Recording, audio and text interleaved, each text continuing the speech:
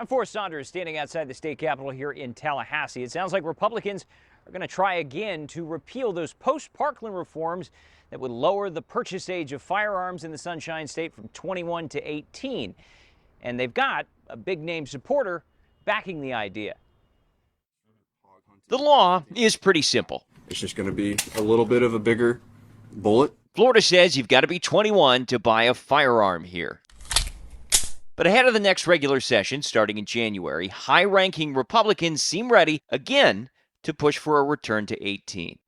Online, the chair of the Florida Republicans, Evan Power, openly advocating for it. He broke it down for us Monday. Look, if you can sign on the dotted line and be forced in a draft to go serve your country and fire guns, why are we not letting those people have those rights in our state? And I think constitutional rights are constitutional rights. They start at 18. If you want to have a conversation about moving the age, it should be about moving all of those rights.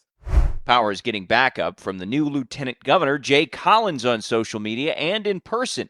Collins telling us this recently about his Second Amendment commitments as the state's number 2. What are some of the big goals do you think that you would bring to at least the Lieutenant Governor's office and potentially a platform? Well, I'll tell you, you can't go wrong with 2A rights. You know, I am an unequivocal supporter of that. His ascent may bring some political heft to the effort that he first championed as a state senator, previously carrying the age change bill. And while it has the backing of the governor and keeps getting through the Florida House, the state Senate continues to block it. I wanted to ask you about the appetite for gun control legislation, given that it's been nearly a month since the House passed. 21 to 18, it's dead. Senate President Ben Albritton kept saying he was at a crossroads with the bill all this year, concerned about its safety. It ultimately died without a hearing in the upper chamber, and unless that resolve weakens, it likely will again in 2026.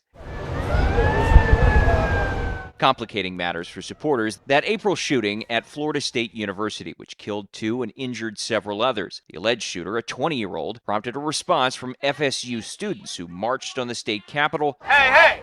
Ho, ho!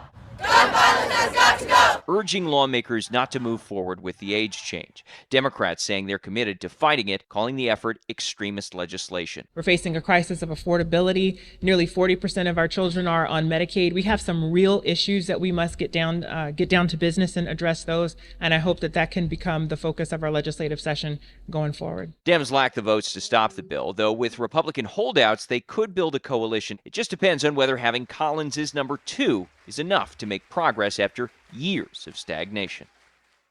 Lowering the purchase age of firearms, not likely the only gun rights bill we'll see in 2026. Some others that have become perennial, repealing red flag laws, as well as full open carry of firearms here in the Sunshine State. Both of those policies, something that Governor Ron DeSantis supports. That's the latest out here at the state capitol. I'm Forrest Saunders reporting.